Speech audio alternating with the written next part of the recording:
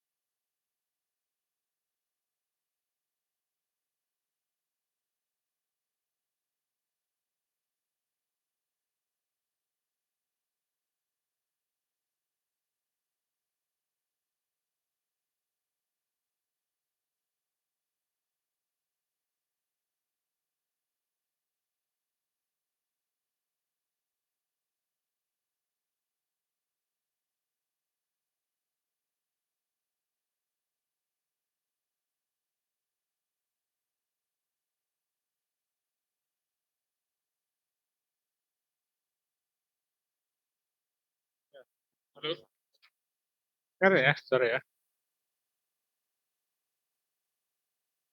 Halo,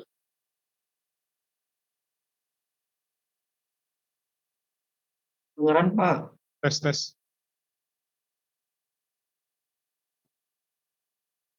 Mudah-mudahan kedengaran ya, sorry ya.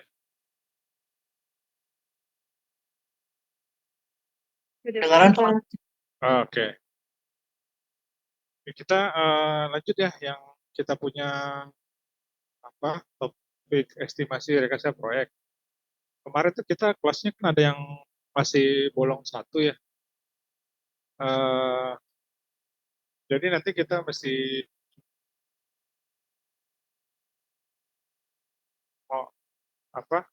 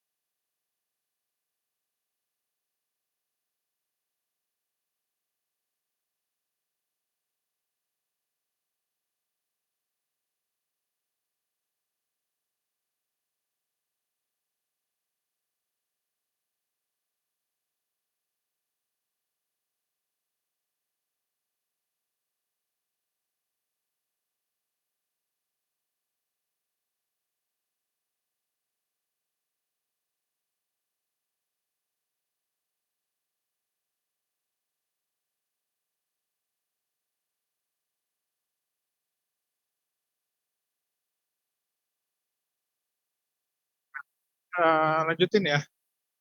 Oke. Kita harusnya tuh ada satu sesi lagi ya yang harus kita tutupi ya. Hari apa nanti kita sesuai kesepakatan kita aja. Enaknya di hari apa gitu. Terus tugas kita itu kan ada proyek juga nih sama, tapi ini kan lebih ke estimasi rakasi proyeknya aja. Gitu ya. Sebetulnya di pertemuan minggu kedua itu ada paparan terkait progres project gitu. Tapi sambil paparan nanti biasanya saya ada kasih teori dulu gitu. Nah, teorinya nanti mendukung proyekan juga Setelah itu nanti dilanjutkan dengan paparan kelompok progres kalian, gitu ya. Nah, ini saya mau jelaskan terkait GSP, KDB, dan KLB. Kalau di dalam proyek itu, kawasan itu atau lahan kita punya proyek pasti punya lahan kan. Nah, lahan itu ada ketentuan di dalam di Pemda itu ya, di pemerintah terkait penggunaan lahan. Nah, penggunaan lahan itu sebetulnya nggak boleh sembarangan juga dibangun, gitu ya. Nah, memang ada ketentuan seberapa besar yang akan dibangun, termasuk jarak antara bangunan terhadap jalan, kayak gitu. Kalau dulu kan kalian pernah belajar gambar, harusnya dijelasin sih. Ada istilah GSP, garis padan bangunan, ada yang biasanya digambar GSP sih lebih dikenal ya. Kalau KDB ini koefisien dasar bangunan. Kalau KLB itu koefisien lantai bangunannya. Jadi lebih kepada untuk ketinggian gitu ya, ketinggian lantai bangunan yang akan dibangun berapa lantai gitu. Samping itu sebetulnya di pembangunan itu ada batas tinggi maksimum. Kalau di proyek itu eh, ada skyline itu istilahnya itu di kawasan-kawasan tertentu nggak bisa bangun tinggi-tinggi banget. Jadi kawasan itu terutama kayak di sekitar airport misalnya, itu batas ketinggiannya diatur eh, batas ketinggian tertentu gitu, nggak bisa lebih tinggi karena akan mengganggu pesawat kan gitu ya. Ada juga di kawasan lain yang memang nggak boleh tinggi juga karena masalah budaya. Misalnya di Bali gitu ya. Nah, di Bali itu nggak bisa lebih tinggi dari pura misalnya gitu ya. Karena kan dia di Bali itu uh, pura itu lebih tinggi lah gitu, intinya gitu ya. Jadi ketinggiannya tidak boleh tinggi gitu. Jadi paling maksimum pun ini cuma 4 tingkat. Nah, makanya kalau di Bali itu harga unit atau tanah juga mahal. Nah, apartemen juga nggak ada apa hotel itu, kondo ataupun yang apa banglus gitu, villa gitu ya. Itu kan mahal karena dia nggak bisa lebih tinggi gitu. Karena jadinya biaya kan ketinggian itu dibebankan oleh ketinggian yang kecil tadi gitu. Yang harusnya misalnya 7 tingkat atau 8 tingkat atau 10 tingkat dipaksa bangun untuk maksimum 4 tingkat gitu. Maka 4 tingkat lainnya yang sisa itu biayanya dibebankan untuk pembangunan yang tingkat tadi gitu. Karena keterbatasan dari izin ketinggian dari bangunan. Nah, gitu. Nah, jadi kalau kita lagi dari sisi apa, budaya tadi ya, agamis lah, itu termasuk agama juga ya. Ada juga karena bersama perancangan tata kota. Nah, kalau di tata kota kita tuh dibuat skyline yang ketinggian, batas ketinggian untuk wilayah-wilayah tertentu gitu. Ya. Begitu juga KDP, koefisien dasar bangunan. Untuk wilayah yang mengharuskan adanya resapan, misalnya daerah puncak gitu, ke Bogor terus sampai ke Depok dan seterusnya, mungkin KDB-nya mungkin akan kecil, gitu ya, daerah tanah-tanahnya. Makanya kalau ada orang yang pengen nyari tanah, oh saya mau bangun perumahan, luasnya berapa? Wah 1 hektar, 1 hektar bisa 10.000 ya hektar. Ternyata 1 hektar itu KDB-nya cuma misalnya 30%. 30% artinya yang boleh dibangun hanya 30%. Tadinya dia hitung, wah saya punya 1 hektar nih misalnya, atau 10 hektar misalnya, atau 1 hektar terserah lah. Dia udah hitung-hitung, oh sekian unit yang dibangun gitu ya. Tapi ternyata yang boleh dibangun cuma 30%. Gitu. Jadinya hitungannya jadi salah. Gitu. Masalahnya kalau kita udah hitungannya salah, estimasi yang kita bikin salah gitu kan. Gitu. Karena nggak balik modalnya. gitu. Biaya yang dikeluarkan pun nggak sesuai. Seperti itu. Begitu juga dengan koefisien lantai bangunan. Kalau misalnya kita, kayak mau bikin nih, ada lahan, misalnya sama ada 1 hektar juga. Saya mungkin tinggi bangunan misalnya sampai 50 misalnya gitu ya. 50 lantai, nanti 1 lantai saya sewa-sewain atau dijual apartemen unit gitu ya. Ternyata isinya isi dari di tata ruang itu KLB-nya nggak bisa 50 lantai. Misalnya maksimum paling cuma 10 lantai gitu kan. Yang tadi perkiraan 50 lantai jadi cuma 10 lantai. Nah itu jadinya rugi. Akhirnya itu nggak sesuai dengan estimasi proyek yang diharapkan gitu. Kayak gitu ya. Nah itu tuh yang sebetulnya jadi PR kita untuk merancang proyek kan gitu ya. Jadi pentingnya kita melihat KDP, KLB dan batas ketinggian proyek, kan gitu. Ketinggian bangunan untuk proyek kita kan gitu ya. Nah kalau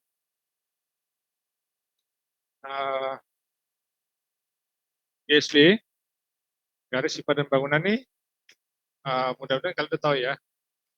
GSB ini ya jarak keluar bangunan terhadap jalan ya, jalan. Jadi nggak boleh kita bangun mepet-mepet ke jalan gitu.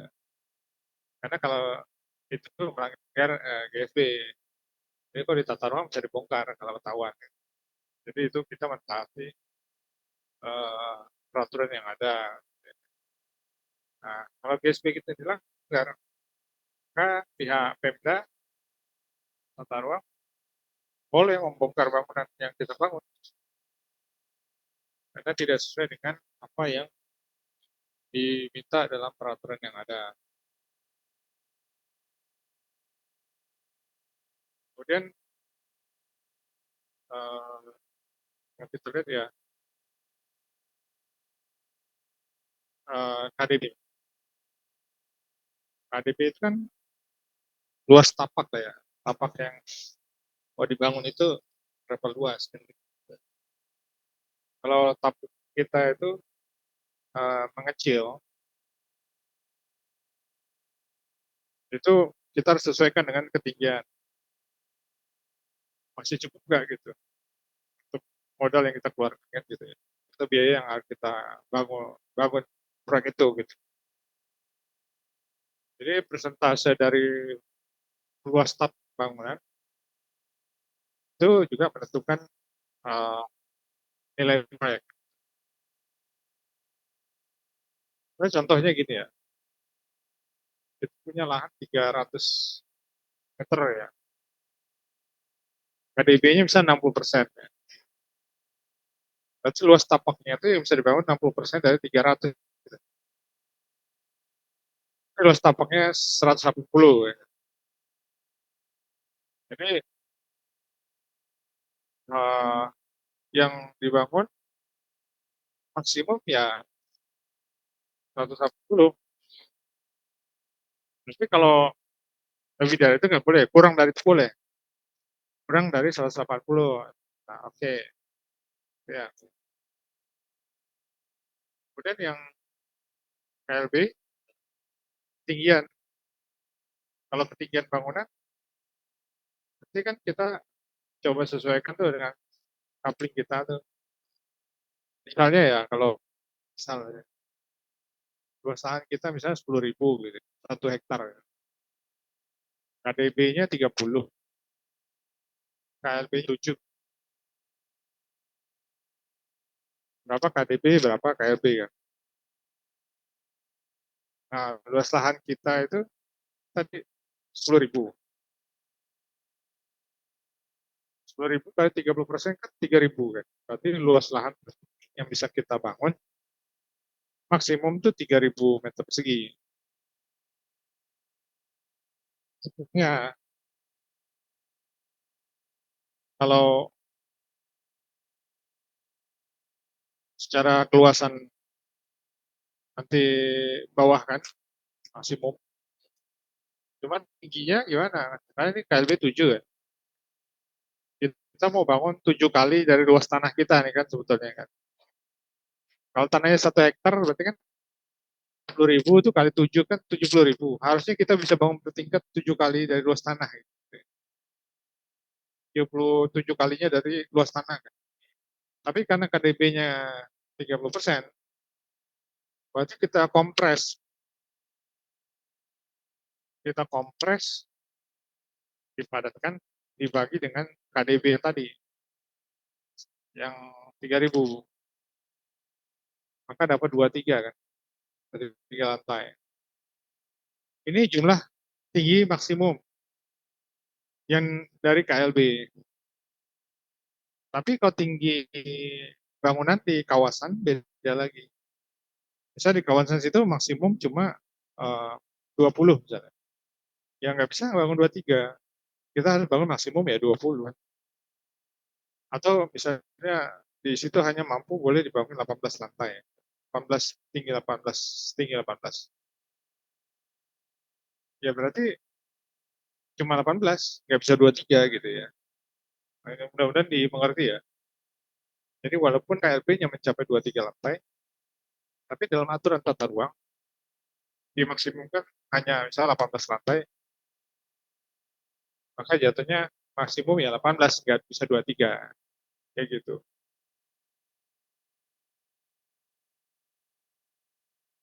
Tapi ngerti ya? Nah, tinggian bangunan itu yang saya sampaikan tadi itu kaitan dengan skyline. Skyline itu agar ketiganya seragam kan gitu. Ada yang boleh di apa? Secara peraturan itu tidak boleh melebihi batas maksimum ketinggian. Nah ini contohnya kayak gitu. Tapi misalnya, mungkin saya kasih contoh ya. Saya mau lihat kemampuan kalian dalam berpikir ya.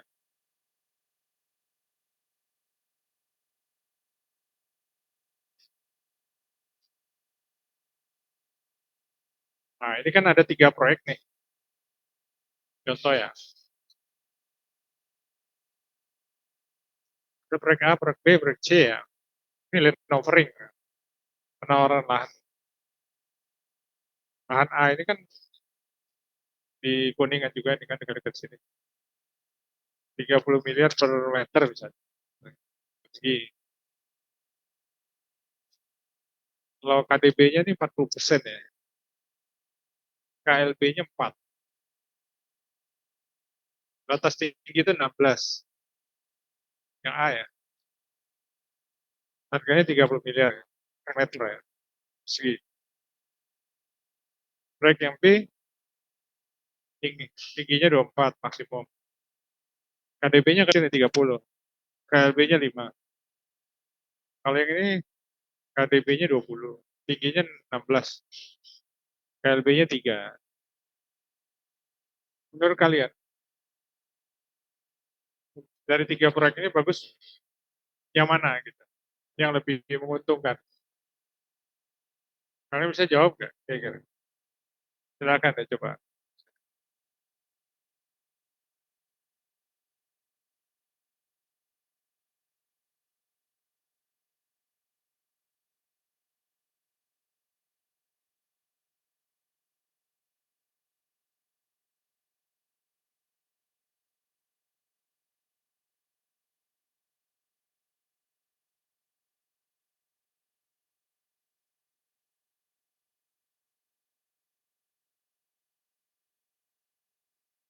Saya menguntungkan yang air.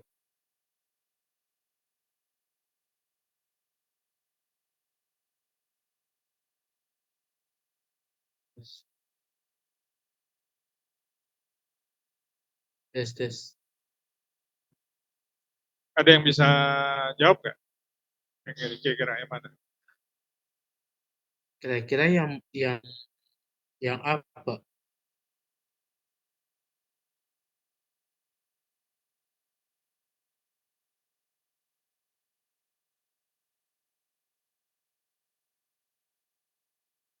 Yang mana? Yang 30 miliar, Pak. Apa sih, Raj?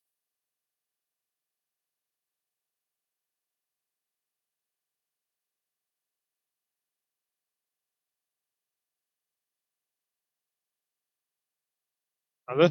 Siraj? Raj?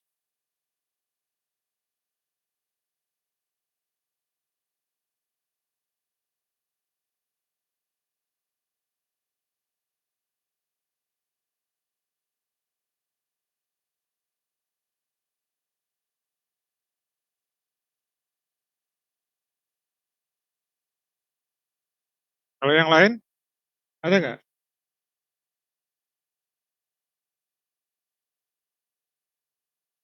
Kalau Siraj bilang di proyek A, tapi alasannya dia nggak kasih tahu.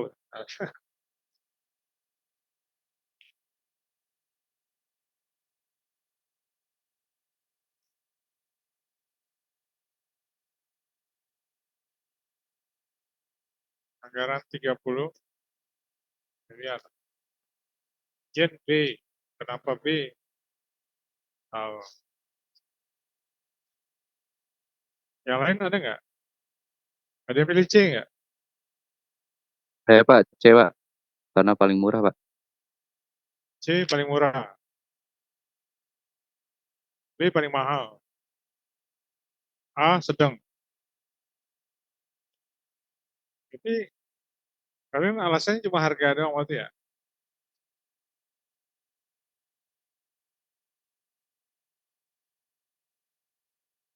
Ada yang pakai lain?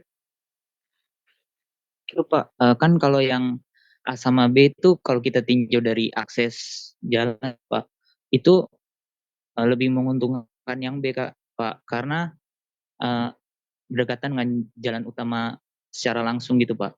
Sedangkan yang A itu agak jauh dari jalan utama seperti itu Pak. Iya. Tadi saya jawab Aziz ya. Aziz jawabnya yang tadi Aziz. Yang B Pak. B juga ya. Jadi penilaian itu bukan hanya berdasarkan biaya. Jadi kalian harus melihat dari sisi aksesibilitas, dari marketnya, yang mana yang memungkinkan lebih orang di terus fasilitas yang kawasan kah itu. Nah, seperti itu juga yang nanti kalian bikin pas waktu land offering itu. Nanti kan ada kompetitor sekitar situ seperti eh, apa wilayahnya mana yang lebih mudah, yang mudah akses ke apa tujuan banyak orang gitu ya.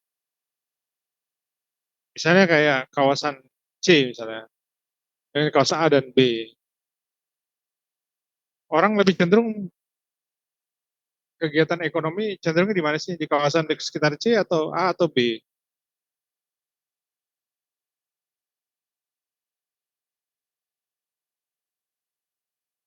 Mana?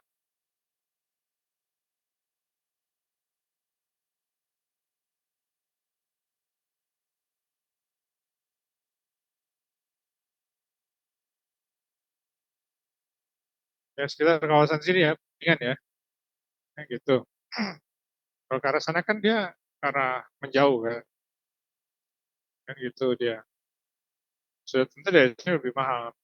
Marketnya pasti lebih mahal di sini. Kalau kalian disuruh milih ya, punya rumah, gak usah lihat harganya, gak usah lihat harga ya. Kalau kamu disuruh dikasih apartemen, kamu mau pilih C, pilih A atau pilih B?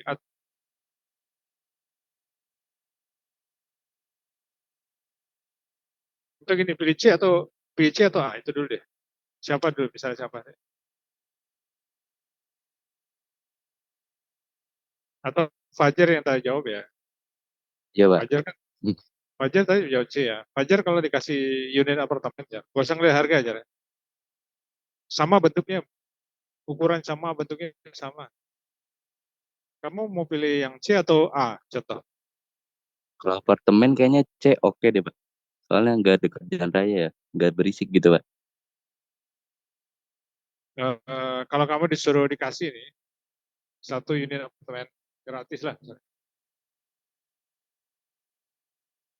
Dari sisi lokasi,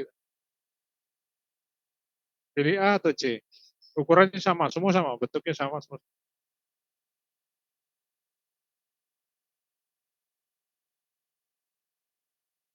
Yang A deh, Pak. Jadinya yang A aja deh, Pak. Kalau A, gitu. ya. Oke. Iya. Sekarang Lebih pilihnya antara A dan B.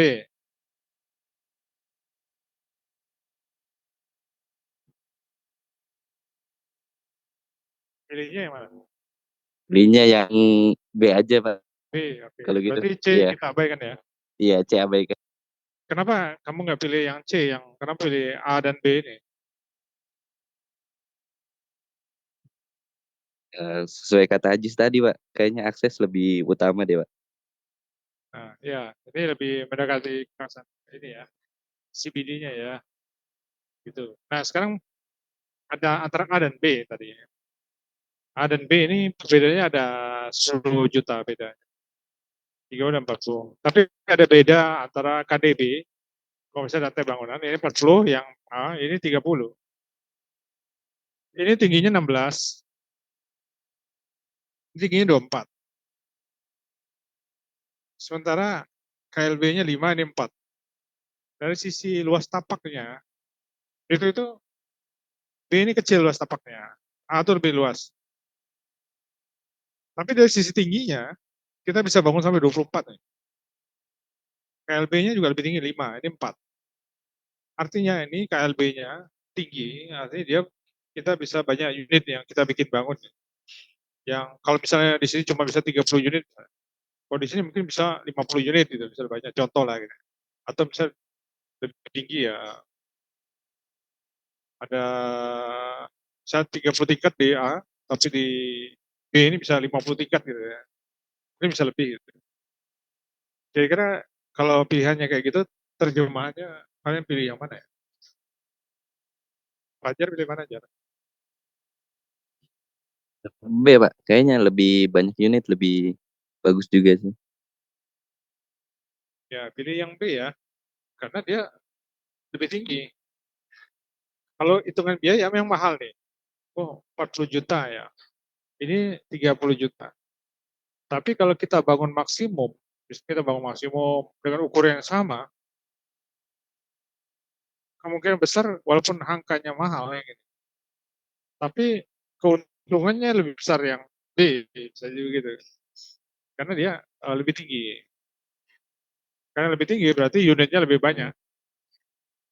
Jumlah yang akan dibangun lebih banyak. Ya, juga akan banyak. Begitu ya. Nah, itu masuk KDB, KLB itu begitu Mas. Ada pertanyaan nggak untuk ini? KDB, KLB. Ada yang mau tanyakan nggak?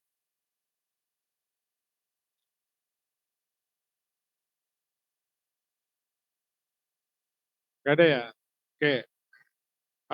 Karena minggu lalu itu kita kan harusnya melihat progres ya proyeknya. Itu saya mau tahu itu terkait land offering itu. Ini sama kayak yang saya tunjukin tadi itu. Kalian harus bisa membangun proyek kalian yang mana kalian bisa tunjukin nih. Mengestimasi arah proyek kalian itu bagus gitu. Sehingga layak, dikatakan layak untuk dibangun. Kalau nggak layak, ya mendingan nggak usah dibangun kan gitu proyeknya. Soalnya kalau nggak layak, jatuhnya rugi gitu. Nah, kira-kira dari kelompok kalian ada yang bisa dipaparkan nggak untuk land offering-nya? Siapa dulu gitu? Silakan ya.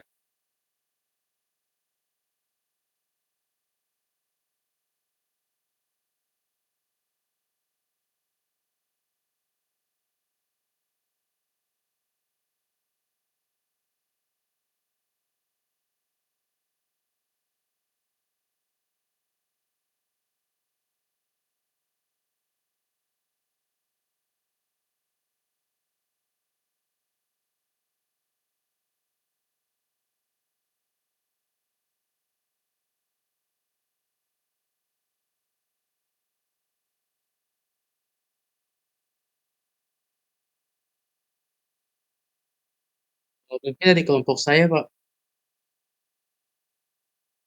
Ya, silakan Siraj. Tasya boleh bantu di share screen atau Lita.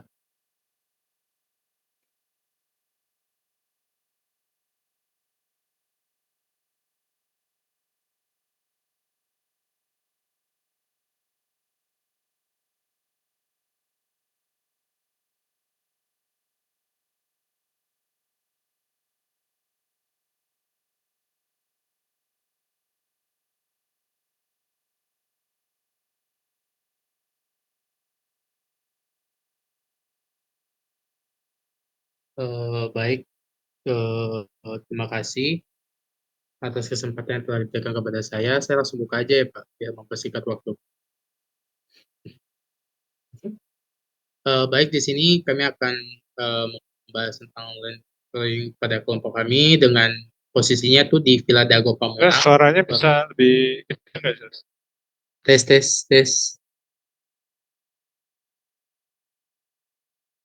Tadi kayak suaranya Fajar tuh agak oke tuh. Tes, tes, tes, Ya lumayan lah. tes, Pak. Udah kedengaran?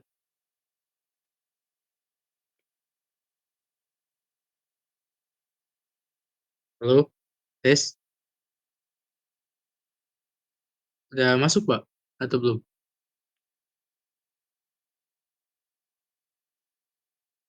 Halo?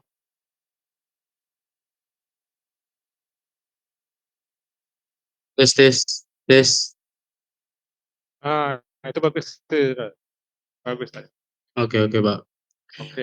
Baik, di sini kami akan ini mengambil lokasi di Tangerang Selatan dengan posisinya di Villa Dago Pamulang. Ada 4 anggota, yang dimana Hanif Neka Ginting, ada saya, Sus Bahmid, ada Tasya, sama Lita Anjani Nawangsi. Next. Kemungkinan deskripsi lahan akan dijelaskan oleh Tasya. Tasya dipersilakan.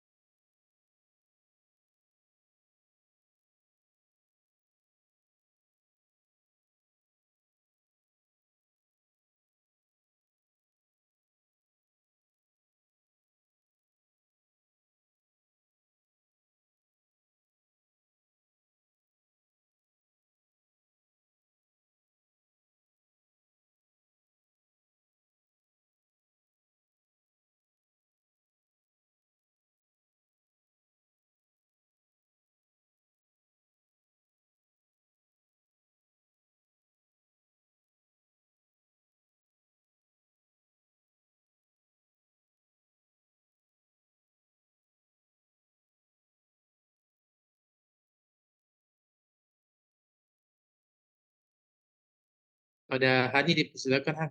Langsung saja, Han. Yang berikutnya ada aksesibilitas. Itu dekat sama tol BSD, terus gerbang tol Pamulangnya sekitar 2,9 kilometer dari lokasi, terus dekat sama stasiun KRL juga yang Sudirman, kurang lebih 6,5 kilometer dan Serpong. Terus cuma 15 menit ke Universitas Pamulang, kurang lebih 3,3 kilometer, sama aksesnya mudah ke kawasan Jakarta dan BSD. Fasilitas di sekitar juga itu ada pusat perbelanjaan, Pamulang Square, BSD Plaza, ITC BSD, Ion Mall, sama BXC. Ada juga sekolah, GIS, BPK Penabur, sama Al-Wildan. Sama fasilitas kesehatan, RS Hermina, RS Vitalaya, RS Bohati, RS Permata Pamulang, RSUD Tangerang Selatan. Next.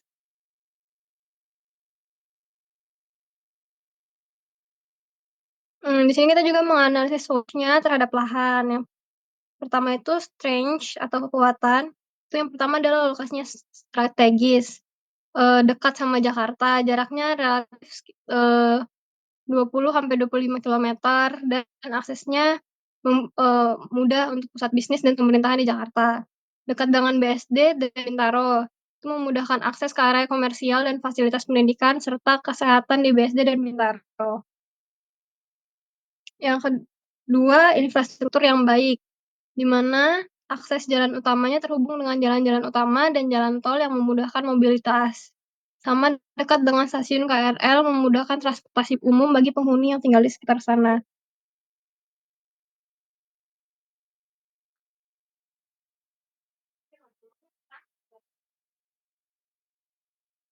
Yang berikutnya juga ada fasilitas yang dekat banyak seperti rumah sakit, seperti RS Hermina Pamulang dan RSUD Tangsel. Ada juga sekolah, baik internasional maupun nasional, dan lingkungannya nyaman, yaitu kawasan hunian berada di daerah perumahan yang berkembang, memberikan lingkungan yang relatif tenang. Next. Berikutnya akan dijelaskan sama teman saya, Lita.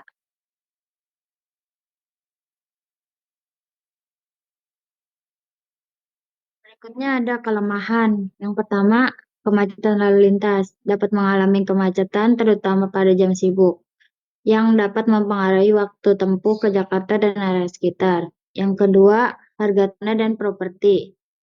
Di area ini dapat meningkat, mempengaruhi biaya investasi. Yang ketiga, keterbatasan fasilitas publik. Fasilitas umum seperti pusat perbelanjaan besar dan rekreasi di sekitar area. Next. Selanjutnya ada peluang. Yang pertama yaitu pengembangan infrastruktur.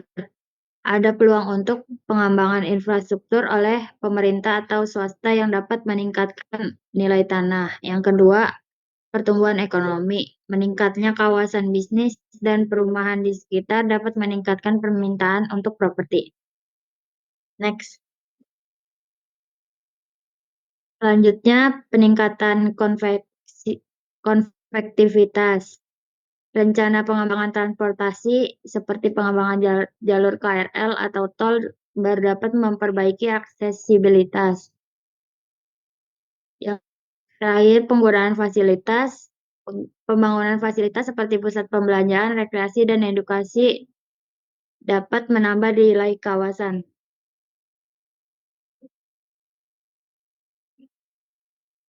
Dan yang terakhir, tantangan. Yang pertama, pesaing pasar. Dari pengembangan lain dan lokasi yang lebih strategis dapat menjadi tantangan. Yang kedua, fluktuasi ekonomi.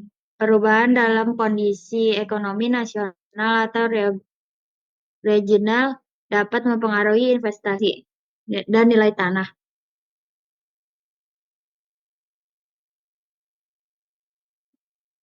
Selanjutnya dibacakan oleh teman saya Siraj. Nah, kemudian yang di tantangan yang terakhir itu ada untuk yang regulasi dan perizinan itu terdapat persyaratan regulasi dan perizinan untuk pembangunan dapat menjadi sebuah hambatan.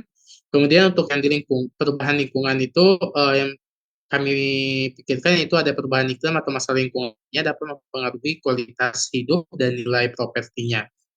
Next. Nah, ini adalah dokumentasi untuk kafling yang berukuran 375 meter persegi dan di mana dengan luasnya atau pembangunannya 15x25. Kemudian, nah inilah akses-akses menuju lahan yang di mana ada beberapa akses yang tadi telah dibaca oleh rekan saya. Kemudian next. Nah, ini adalah fasilitas yang ada di dalam perumahan atau yang sudah tersedia, yaitu seperti kolam renang, sport center, dan tenis court. Ini adalah rumah sakit terdekat yang dari target atau market kita, yaitu RS Tangerang Selatan dengan jarak kurang lebih 3,1 km. Dan yang paling terdekat lagi itu RS Permata Pamulang, yaitu 350 meter. Ada juga yang lebih dekat lagi yaitu Rumah Sakit RSIA Buah Hati Pemulang, yaitu 260 meter. Dan ada yang di RSIA Fitraya 900 meter. Ini adalah sekolah-sekolah yang terdekat, yaitu ada sekolah Al-Zahra Indonesia dengan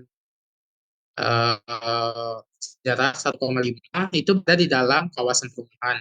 Kemudian yang di luar perumahan itu ada SMA Negeri 3 Tangerang Selatan dengan jarak 3,4 km dan ada sekolah Ota et Labora Pamulang dengan jarak 1,3 km. Ada juga SMA Negeri 6 Tangerang Selatan dengan jarak 3 km dan ada sekolah Mater Dei 2,5 km. Kemudian ada SMP Negeri 17 Tangerang Selatan dengan jarak 3 km. Ada juga universitas yang terdekat yaitu Universitas Pamulang Kampus 1 yaitu jaraknya 3,6 km dan kampus 2 itu 5,1 km. Nah, itu target market kita sehingga pemilihan lahan atau kafling yang berada di kawasan perumahan. Sekian, terima kasih. Mungkin ada tanggapan, saran maupun dan lain sebagainya. Saya kembalikan.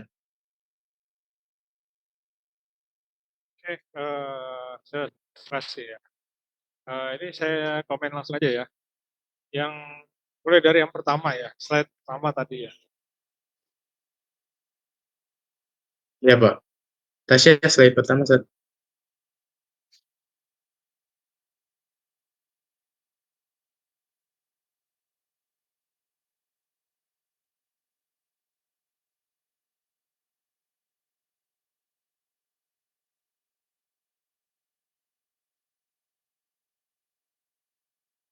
Ya, Pak.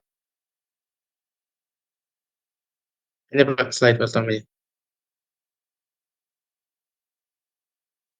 Ya. Jadi ini luas tanah yang kamu mau belikan ya. Iya. Terus status tanahnya ini atau ya, salah satu ya pilihnya ya. Harga tanah 2 jutaan. Tapi kamu belum melihat mensurvei harga tanah sekitar. Tapi misalnya gini sih, kamu disuruh beli tanah. Iya, Pak. Ya udah Silas beli aja per meter. Ini per meter kan ya? Iya, per Nah, meter, Pak. atas bukan per meter, ini 2 miliar nih. Ini udah semua ya. Kalau yang harganya udah tercantum semua, Pak. Hah? Per meter semua nih.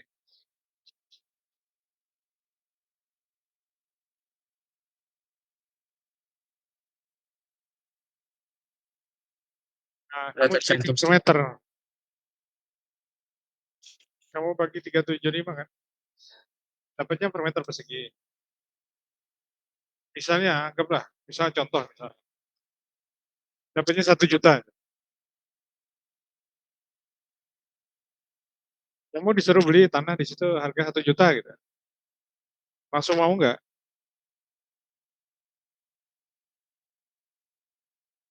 Ya, paling kalau dari beberapa yang kami paparkan mungkin bisa, Pak. Jadi yang paling ideal itu sebenarnya kita survei tanah di sana kan. Iya, Pak. Nah, karena kalian kan ini di daerah mana ya?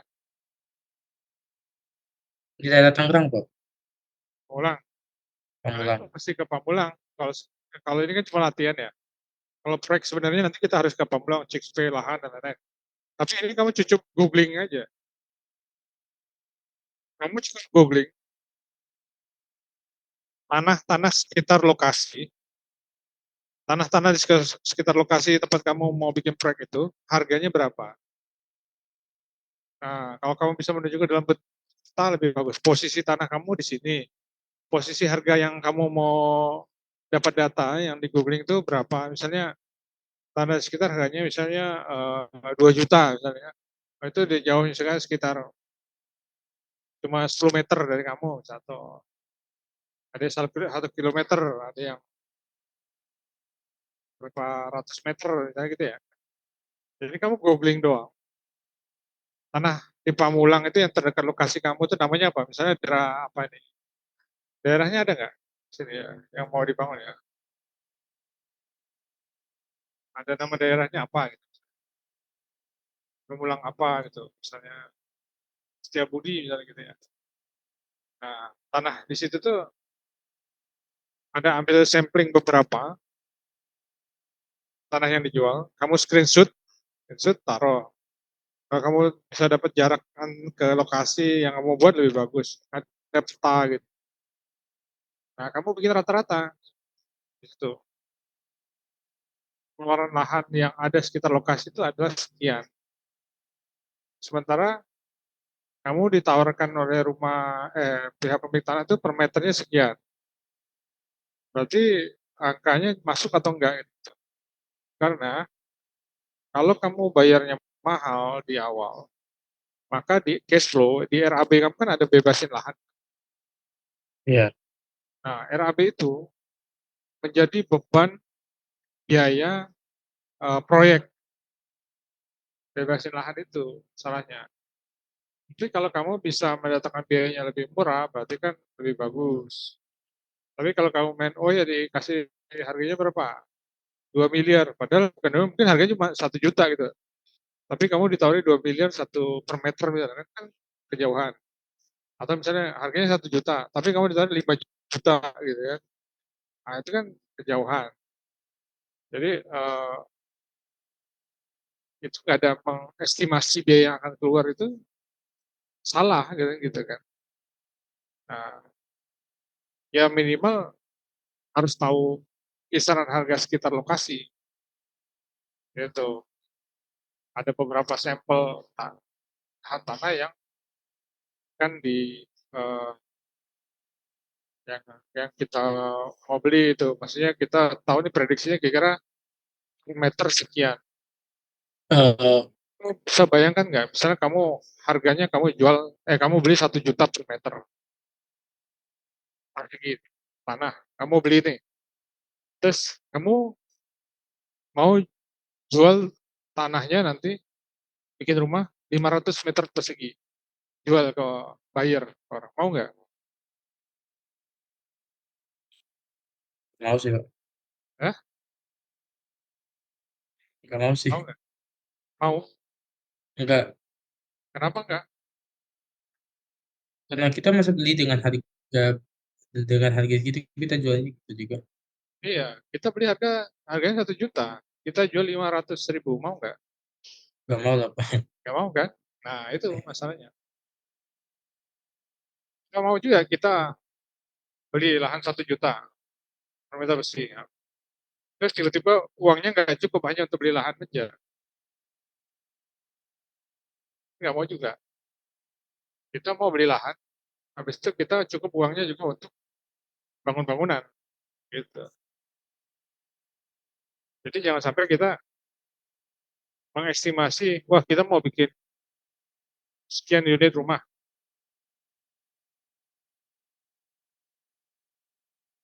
Soalnya satu pun nggak bisa kita bangun.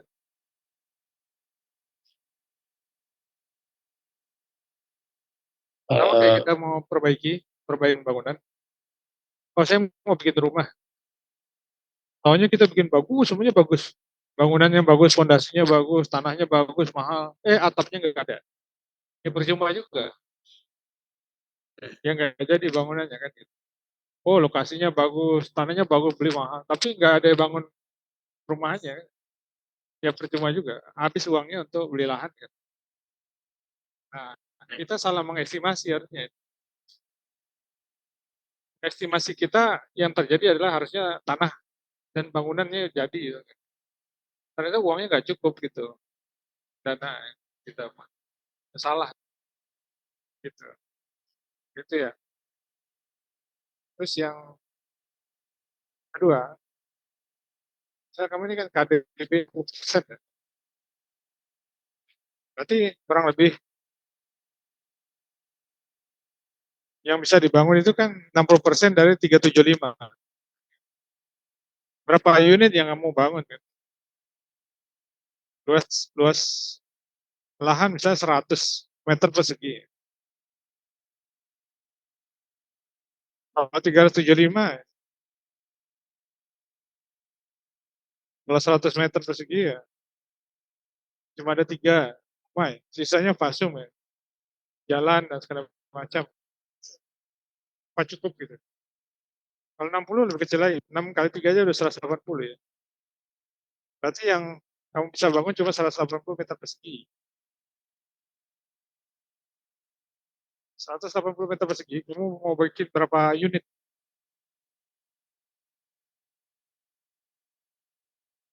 Kurang lebih nangkep nggak?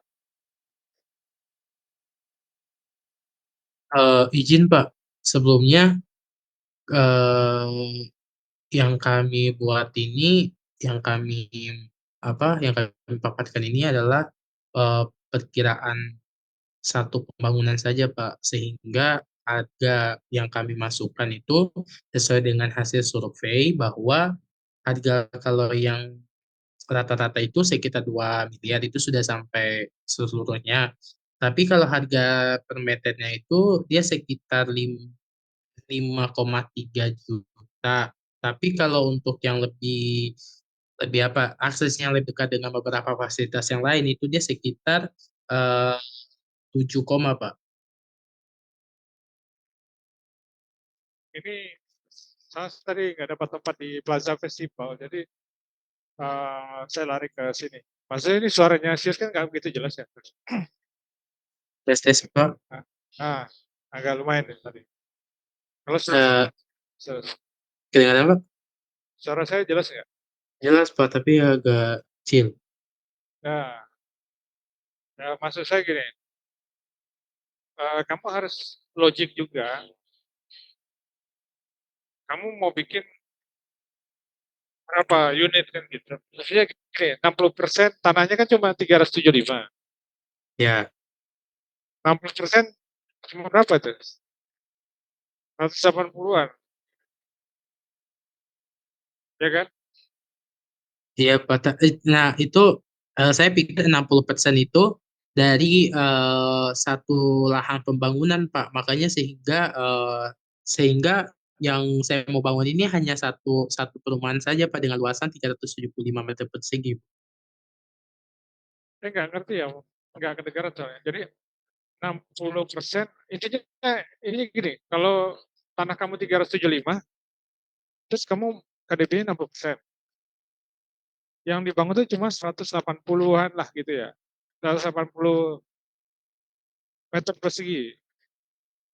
Jadi berapa unit tuh kan? Cuma sebenarnya luas tanah kamu berapa? 375 ini luas keseluruhan tanah kah? Atau apa? Overcoupling. 375 ini satu rumah gitu. Gitu ya?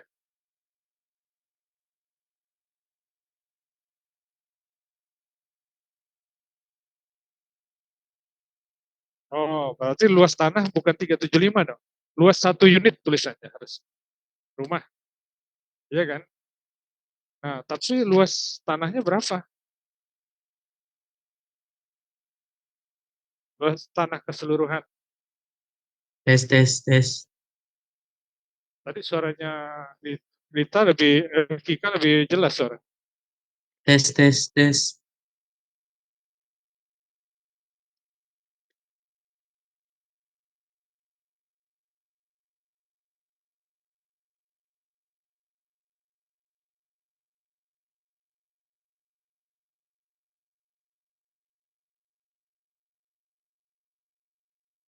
Nah, 1.500 ya.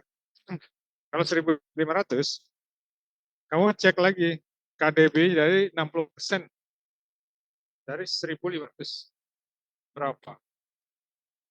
Tapi ini 60% tinggi banget. Kamu di daerah Pamulang kan ya? Pamulang kayaknya tahu ya bisa 60% nggak? Nah, kalau Jakarta, ini saya kasih tunjuk ya, kamu buka namanya Jakarta 1. Kayak gini nih, bentar.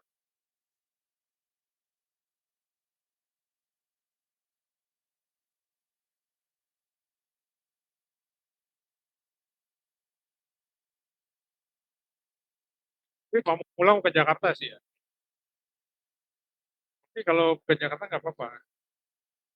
Cari yang Pamulang juga bisa. Karena gini problemnya, di proyek ini kita bisa mengestimasi.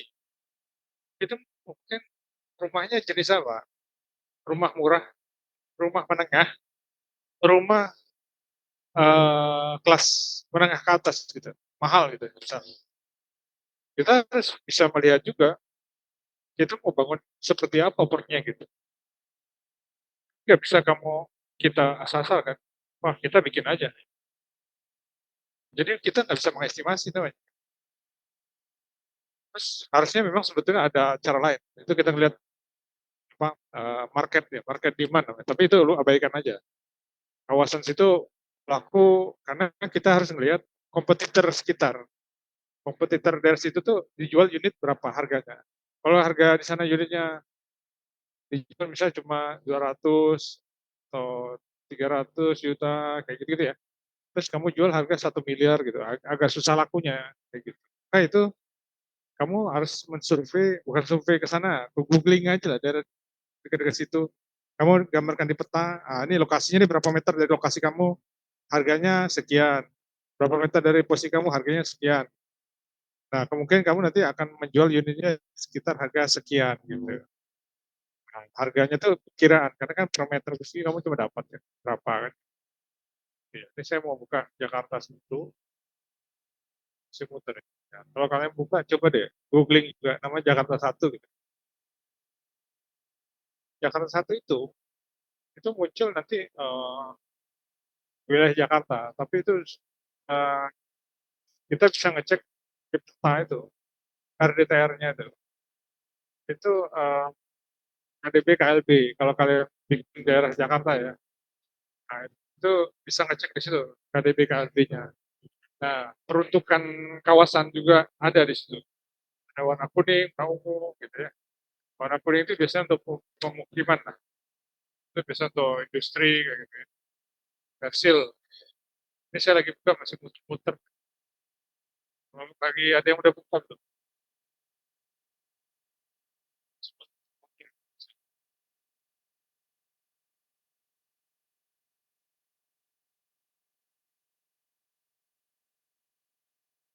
Ntar dulu deh, saya komen punya kamu dulu deh, sambil dibuka ya. Lanjut dulu deh, slide kedua ya.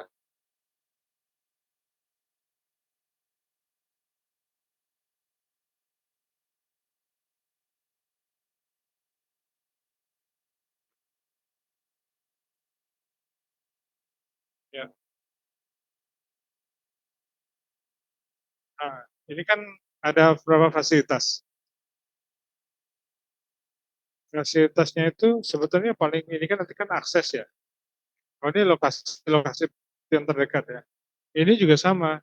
Kamu harus bisa menggambarkan jarak ya, jarak dari peta itu lebih bagus. Posisi berdasarkan pemetaan.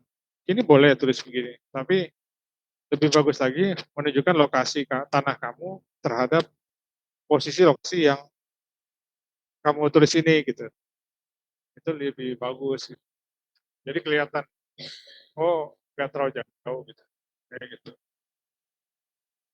Nah, kemudian lanjut lagi deh.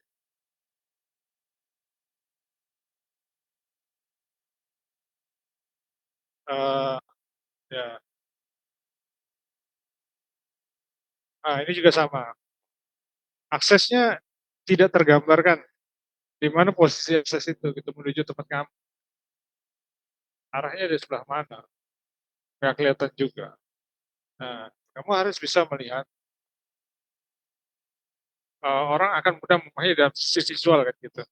Itu juga lebih baik. Jadi kamu bisa plot titik lokasi sama akses yang sebetulnya yang mau kamu tunjukkan tadi kayak gitu ya. Nah, itu lebih baik kayak gitu. Oke, lanjut lagi tuh.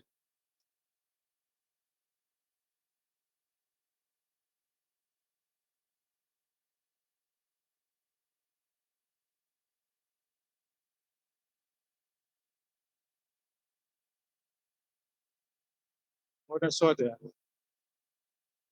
Eh, sebelum ke SWOT nih, harusnya kamu lihat tadi survei apa harga harga di sekitar lokasi itu tanah berapa. Ambil beberapa sampel tanah ya. Terus kedua, kamu ambil kompetitor. Kompetitor tuh di sekitar sana tuh dijual rata-rata di angka berapa dan tipe rumah seperti apa. Misal di sana rata-rata tipe jual 36 atau tipe 42. Terus kamu jual tipe 54. Kira-kira agak sulit masuk. Atau tipe yang lebih besar, mewah. Agak sulit juga. Jadi kamu salah memprediksi, salah mengestimasi. Gitu. Sekarang bikin tipe 42, tiba-tiba kita bikin tipe yang lebih besar. Walaupun kita kan rencana bikin tingkat 1 dan tingkat 2. Seperti apa tingkat 1 yang layak, tingkat 2 layak untuk kawasan sekitar situ. Gitu. Jadi mengestimasinya kita ini ke sana. Sebetulnya kalau di kampus-kampus lain ya, mungkin dia ya pelajaran RAB ini, estimasi rekayasa proyek ini, sebenarnya murni tok RAB. Jadi bikin RAB, bikin RAB gitu. Padahal sebelum kita ngitung proyek RAB itu, kita ada posisi yang mengestimasi dari awal. Namanya pra-FS tadi. Pra-FS dan FS. FS itu visibility study, kelayakan proyek. Nah, proyek kita itu akan jadi proyek atau direstui jadi proyek kalau memang dia visible atau layak, dinyatakan layak jadi proyek. Kenapa layak jadi proyek? Kan pembiayaan proyek itu dinilai oleh pihak yang punya dana atau investor atau pihak perbankan itu layak untuk pengembalian investasi. Gitu. Nah itu seperti itu. Gitu. Maka proyek itu bisa berjalan. Gitu. Tapi kalau proyek itu tidak bisa ada pengembalian, ya itu agak sulit dijalankan. Gitu. Proyek-proyek itu ada proyek apa? Proyek pemerintah. Bikin jalan misalnya, bikin jalan ya apa balik modalnya nggak ada. Bikin jembatan, misalnya pemerintah bikin jembatan, ya nggak apa-apa. Nggak balik modal ya nggak apa-apa. Tapi pemerintah kan kewajiban, gitu. Jalan. Ya, tapi dampaknya ada, dampak makro namanya. Ada dinilai juga. Jadi kalau kontraktor, dia sebelum ngitung, oh dapat proyek nih, sebelum proyek itu jadi, itu dia ngitung proyek-proyek itu bikin ini dulu, kelayakan dulu. Gimana dia mau bikin proyek kalau mau proyeknya nggak layak? Gitu, seperti itu. Gitu ya. Oke, next. Ada, oh nggak ada ya? Cuma sampai itu ya tadi ya? Nah, kurang lebih penjelasannya kayak gitu tuh ya. Nanti kalian tinggal lihat, kalian mau bikin unit tipenya kayak gimana. Kalian boleh ambil di internet ukuran proyek, bentuk proyek, unit, silakan nggak masalah. Tapi kalian ujungnya kalian perkiraan kira-kira kalian berapa unit yang kalian bisa buat yang ukuran kelas kan ukur tuh satu unit tuh misal 100 meter atau 70 meter atau 80 meter persegi dengan luas bangunan mungkin kurang lebih 42, 36 ataupun 54 terserah lah kan gitu ya. Kan kalian dengan tanah itu kalian prediksi kalian dapat sekian unit gitu. Kan gitu. Sekian unit ya. Terus kalian habis biaya pembebasan lahan sekian miliar kan gitu. Nah, sekian miliar itu kan kalian taruh di RAB. Bebasin lahan sekian miliar. Nah, untuk bikin bebasin lahan itu kan nggak mungkin ngasal kan. Harus kita estimasi berapa biayanya di RAB. Nah, itu maksud saya seperti itu, kurang lebih. Begitu ya? Kira-kira dipahami nggak? Izin Pak, kedengaran suara saya nggak? Nah, apa ya? Masuk Pak? Iya, Halo? iya. Jadi dari kekurangan ini mungkin kurangnya dokumentasi terhadap akses terhadap sebuah yang kami paparkan ini ya Pak. Pertama, terus dari suatu lahan yang kami paparkan itu 375 aturannya itu bukan lahan tapi luas rumahnya gitu ya Pak, satu satu unit ya. Terus yang dimaksud 1.000 itu mungkin beberapa luas luas tanahnya. Habis itu dari kekurangan ini eh, itu aja ya Pak. Mungkin dari dokumentasi terhadap sebuah akses dan titik lokasinya dan penyebaran terhadap luas tanah dan eh, tipe pembangunannya itu kayak gimana. Terus habis itu anggaran yang dipakatkan nanti mungkin di minggu depan Pak. Ya, lahan, harga Iya lahan di Pak. sekitar itu nggak punya. Jadi kamu harus Iya Pak. dapatkan harga lahan di sekitar, terus kamu rata-ratakan berapa. Ada berapa lahan satu harganya misalnya 1 juta, lahan dua harganya 500.000, kan nggak mungkin kejauhan kan. Angkanya nggak mungkin Baik. jauh beda. Oh yang satu 1 juta, tipe satu 100.000 kan nggak mungkin juga. Kalau kita hanya membangun satu tipe saja bisa nggak Pak untuk Berapa? ini estimasi? Kalau kita hanya membangun satu tipe saja, kira-kira bisa nggak Pak? Satu apa? Pintu. Satu tipe. Ya di sekitar lokasi kamu itu. Misalnya lokasi kamu kan di daerah mana gitu. Nah sekitar lokasi kamu itu, misalnya namanya apa? Misalnya saya nggak tahu namanya apa teman. Misalnya Jalan Setiabudi, misalnya. Setiabudi. Nah sekitar Setiabudi itulah kamu cari sekitar itu. Kalau proyek beneran, bahkan kita nih kalau proyek beneran kita kunjungi, kita survei, kita cari itu sekitar situ. Berapa harganya? Karena kan perusahaan kan nggak merugi ya. Atau kita pun proyek nggak ada yang merugi kan. Maka kita survei keseluruhan. Benar-benar kalau kita yang proyek benar. Tapi kalau kamu kan cuma simulasi, kamu nggak usah ke sana, kamu googling aja sekitar situ. Jual tanah di mana tuh? Daerah ini daerah mana? Pamulang, tapi di mananya Pamulang gitu.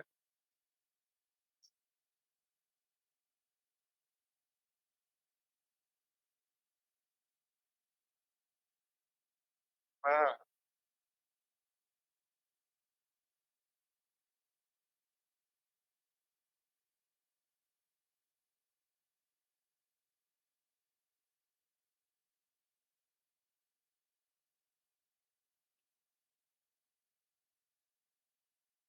5, 7,3 apa? 7,5 juta. 7,3 juta per meter.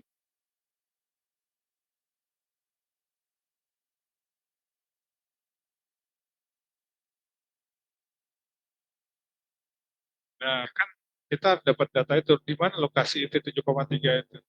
Lokasi yang ada sekarang berapa per meternya? Kalau cuma sampling cuma satu kan nggak valid ya. Harus berapa? Nggak mungkin juga.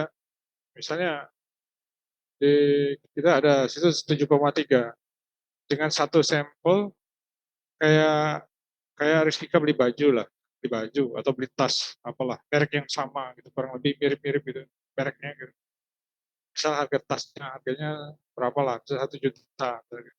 Terus ada yang nawarin 5 juta, ada yang nawarin 3 juta, ada yang 4 juta.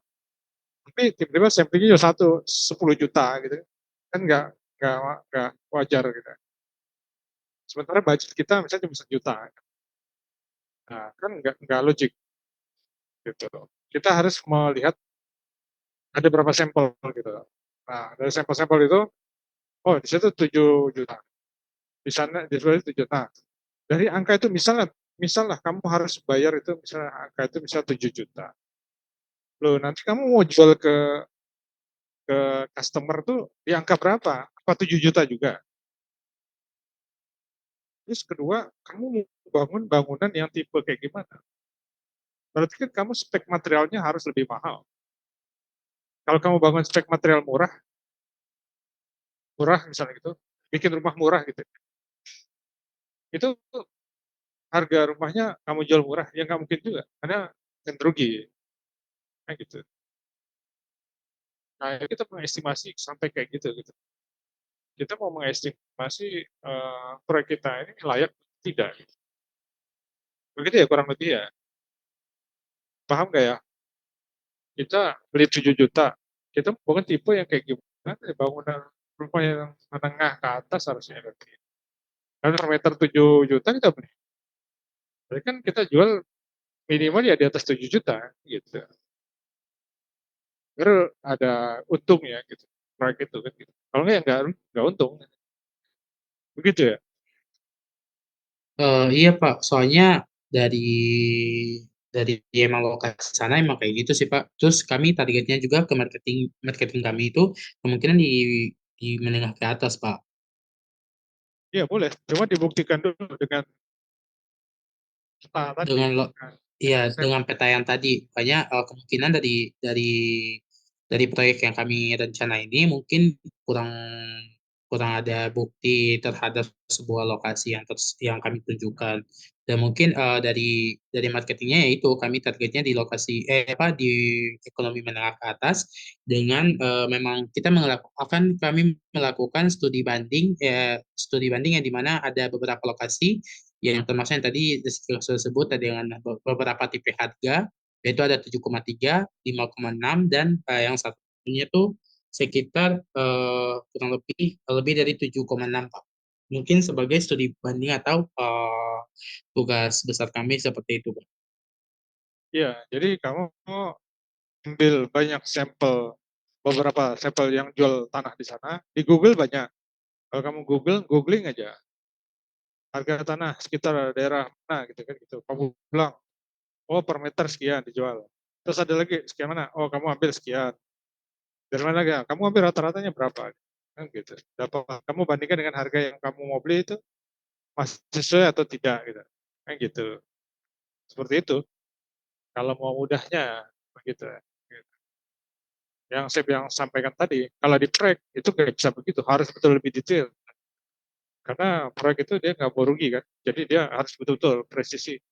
Harus kita, kalau proyek beneran harus kita kunjungi, harus kita lihat, bahkan kita, karena harga lahan itu paling kritikal. Kalau kita habis di lahan, itu beli lahan itu bisa habis 20% dari nilai proyek loh. Kalau kita nggak hati-hati juga ya bisa 20% itu. Kalau kita bisa lebih murah, lebih hemat, berarti kita keuntungannya akan lebih besar. Gitu. Begitu. Nah, itu. Kita mengestimasi keuntungan, misalnya, oh kita mau keuntungan sekitar 30% atau 25, 30 gitu. Tapi kita sendiri tidak mengkat budget untuk biaya pembelian lahan. Nah, itu udah salah juga di situ. Makanya harus benar-benar dilihat seperti apa. Ya ini karena simulasi ya, kalian googling aja, mudah kan? Kayak gitu. Gitu ya. Kira-kira dapat dipahami ya? Baik Pak, dapat dipahami mungkin berikutnya kami langsung di minggu depan diusahakan sudah ada RAB. Ya, sekalian cari unit yang mau dibikin berapa? Berapa? Baik Pak. Minimal pembangunannya berapa unit Pak? Atau tidak ada ketentuan? Ya kalau namanya jualan properti pasti lebih dari satu ya. Maksudnya Kenapa Pak?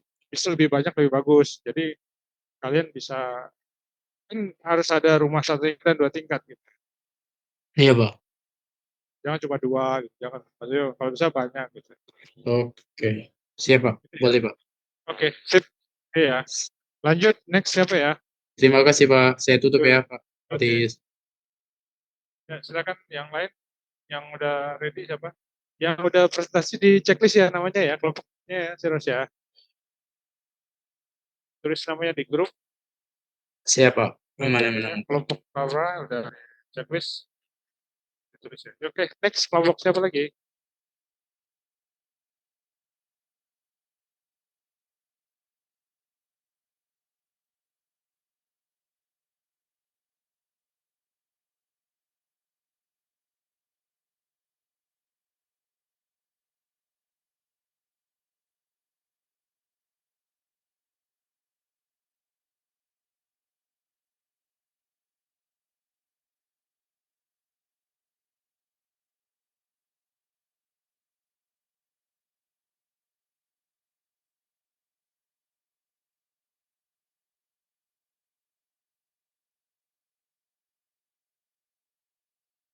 Kelompok siapa yang ini presentasi?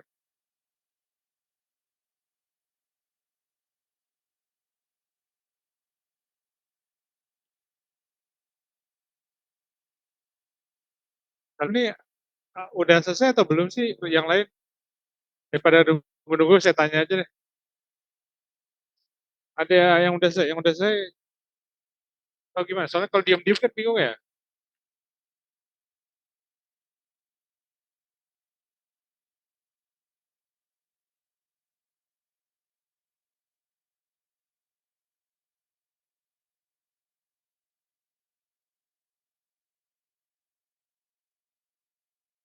Kelompoknya siapa? Udah. Alfianto udah kelompoknya.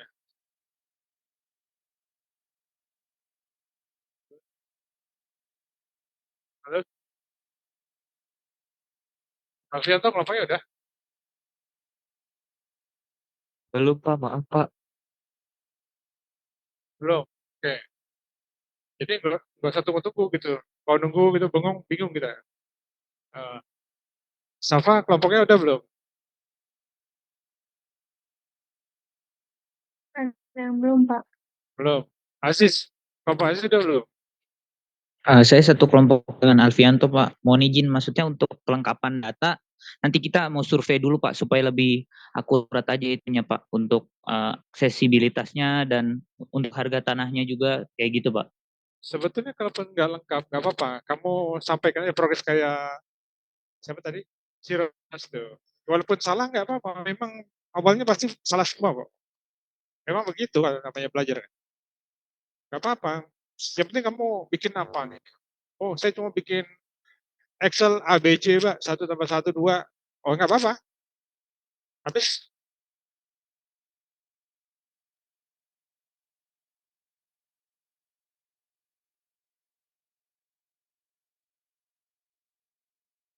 udah sampai mana gitu sih.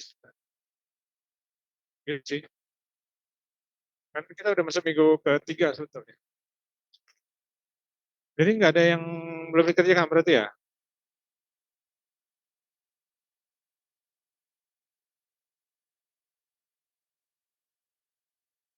Oh, ini punya siapa itu?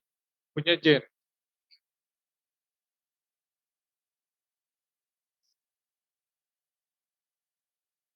Punya siapa tadi? Ya Pak, punya kelompok kita Pak. Coba. Dean. Nah, yang ada aja. Iya. Yang ada, oh saya cuma cover judulnya dong Pak. Ya nggak apa-apa. Ya cuma ada judulnya toh. Berarti cuma itu kelompoknya baru kan. Misalnya gitulah. Jadi pengen tahu saya kan ada sampai mana itu aja. Kalau diem kan bingung ya, nggak tahu.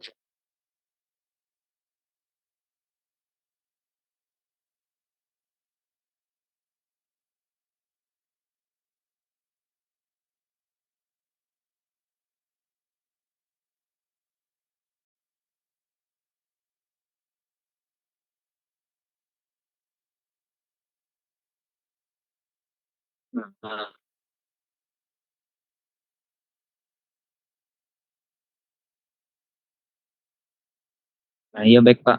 Saya buka ya, Pak. Tunggu sebentar ya. Ini jam 3. Kalian scan dulu deh. Kalau nggak ketutup ininya, ini apa? Bignya ini. Bignya ini ketutup. Bentar ya. Oke, baik Pak.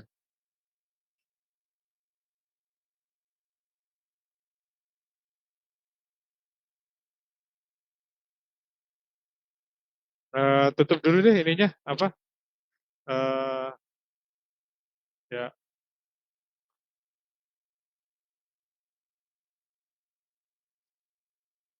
Ya kalian scan dulu ya.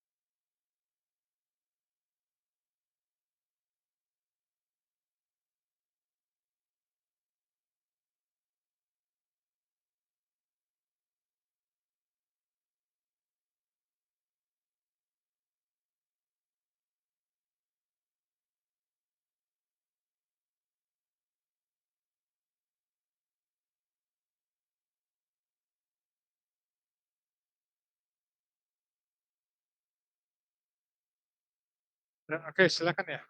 Ya.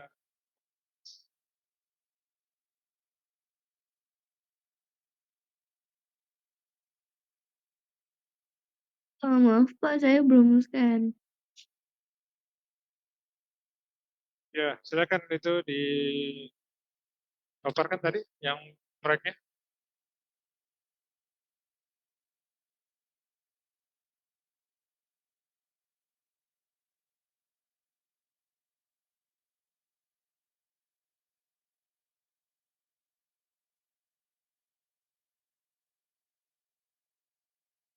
Nah, langsung aja ya kita, biar lebih cepet ya.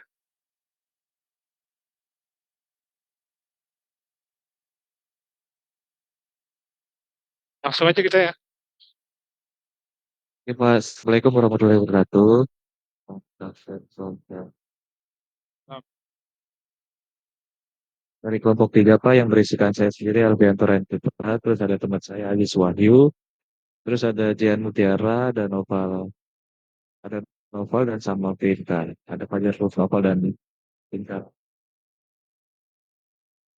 Next Jian. Kami ngambil lokasi tanahnya itu di Karangasi Pak, itu di Bekasi, Tambun Utara Pak. di mana Bekasi? Iya Pak, di Bekasi, Tambun Utara Pak. Oke. Alamatnya itu di Jalan Karangasi, Karangsatria, Tambun Utara, Bekasi Pak. Luas tanahnya itu kita ngambil yang 300 meter persegi, harga Nah, tanahnya 1.800.000 per meter. nah, ini kan 300 ini kamu bangun berapa aja nih? Doang kali ya kan? Kecil ya? Iya Pak, Doang ini berapa unit? bingung ya? paling 2 unit atau 3 unit sih Pak. Eh? Paling 2 atau 3 unit. 2-3 unit gitu. Bisa ngambil proyek yang lebih besar gitu. Ya udah, ini contoh aja ya, nanti kamu cari lagi deh ya. Siap. Ini cuma Mungkin ada sih 300, Pak kamu Pak, mungkin KDP-nya misalnya cuma 50%. Jadi kamu cuma boleh bangun cuma berapa? Cuma 150. Bingung. di dekat situ juga ada sih Pak yang luas. Luas tanah itu 500 meter Pak. Mas Peter ya, cari tanah yang lebih besar gitu. Ya, bikin berapa unit gitu. Mau bikin rumah berapa unit lah gitu kan gitu. Kalau kita bikin properti, oke lanjut lagi deh.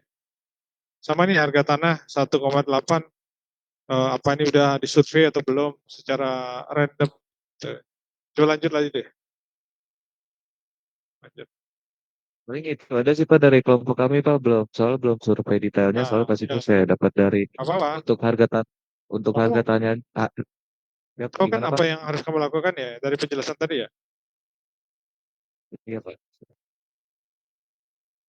Ada ya, tahu ya. Nah di minggu depan itu kita udah masuk minggu keempat. Harusnya nanti minggu keempat itu sebetulnya harusnya udah masuk ke RAB awal. RAB awal harusnya.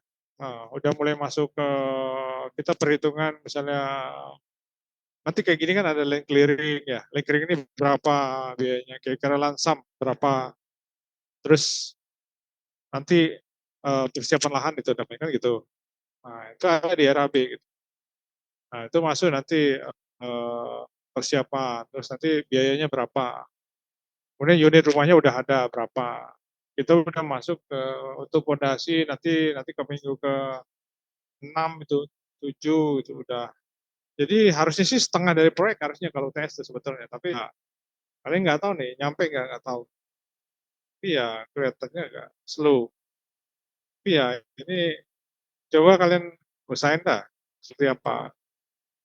Karena kita nanti masuk ke penggunaan yang PUPR itu, ASP 2023. Itu baru kita nanti ke sana, hitung dimensi rumahnya gitu. Begitu ya. Nah minggu depan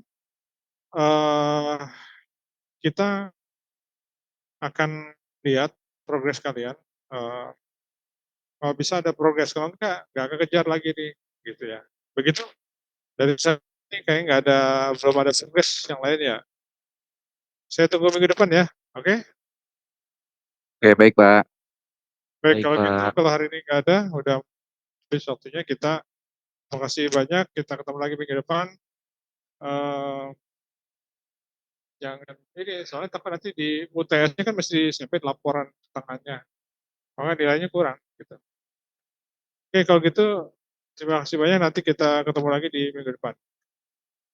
Selamat sore, Assalamualaikum warahmatullahi wabarakatuh. Waalaikumsalam. Waalaikumsalam.